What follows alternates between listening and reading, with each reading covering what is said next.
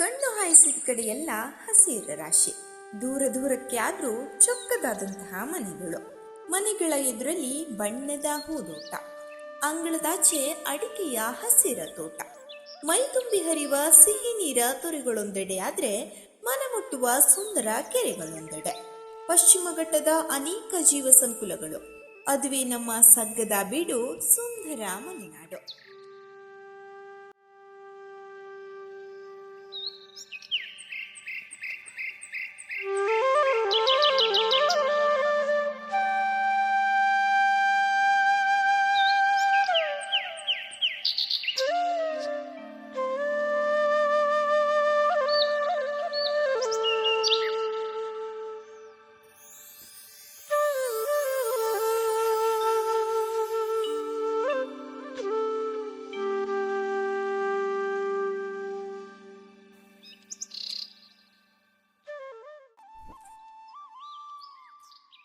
ಹೌದು, ಮಲೆನಾಡಂದ್ರೆ ಸಾಮಾನ್ಯವಾಗಿ ಎಲ್ರಿಗೂ ನೆನಪಾಗುವುದು ಪ್ರಾಕೃತಿಕ ಸೌಂದರ್ಯ.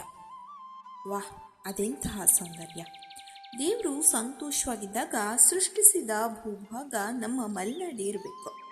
ಸುತ್ತಲೂ ಪಚ್ಚ ಪಸುರಿನ ಬೆಟ್ಟಗುಡ್ಡಗಳು, ಭಯಂಕರವಾಗಿ ಕಂಡು ಮನಸ್ಸಿಗೆ ಮುದ ನೀಡುವ ಮೌನವಾದಂತಹ ಕಾಡುಗಳು, ಶಾಂತವಾದಂತಹ ಗಾಳಿ, ಪರಸ್ಪರ ಕುಶಲೋಪಚಾರ ವಿಚಾರಿಸುವಂತಹ ಹಳ್ಳಿಯ ಜನರು. ಧ್ಯಾನ ಮಗ್ನರಾಗೋಕ್ಕೆ ನಮ್ಮ ಮಲೆನಾಡೇ ಉತ್ತಮ ಆಯ್ಕೆ ಅನಿಸುತ್ತೆ.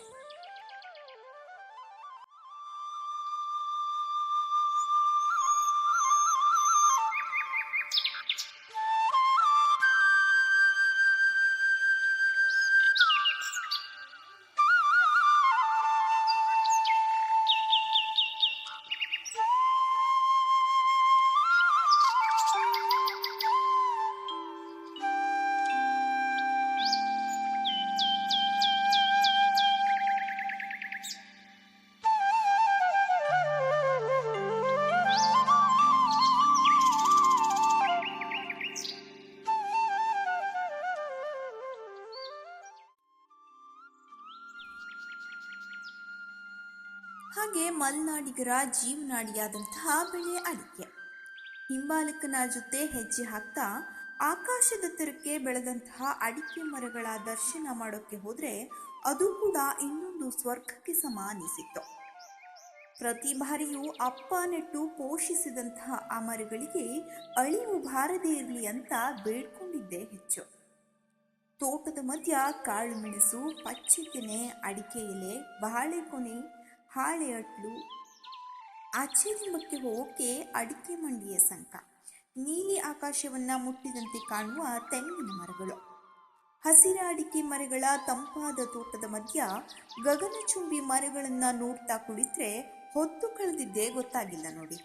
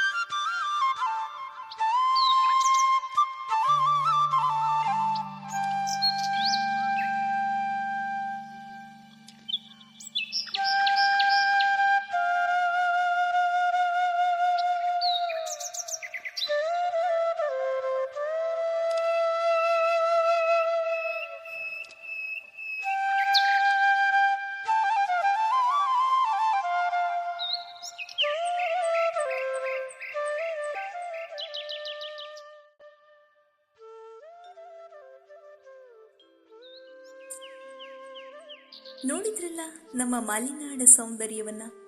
ನೀವು ಕೂಡ ಮಲೆನಾಡಿಗರಾಗಿದ್ದಲ್ಲಿ ಅಲ್ಲಿ ಕಳೆದ ಸುಂದರ ಅನುಭವವನ್ನ ಕಮೆಂಟ್ ಮೂಲಕ ತಿಳಿಸಿ. ಹಾಗೆ ಈ ವಿಡಿಯೋ ಇಷ್ಟವಾದಲ್ಲಿ ಒಂದು ಲೈಕ್ ಕೊಟ್ಟು ಪ್ರೋತ್ಸಾಹಿಸಿ. ನನ್ನ ಚಾನೆಲ್ ಅನ್ನ ಬೆಳೆಸಲು ಸಬ್ಸ್ಕ್ರೈಬ್ ಮಾಡಿಕೊಳ್ಳಿ. ಮುಂದಿನ ವಿಡಿಯೋದಲ್ಲಿ ಸಿಗ್ತೀನಿ.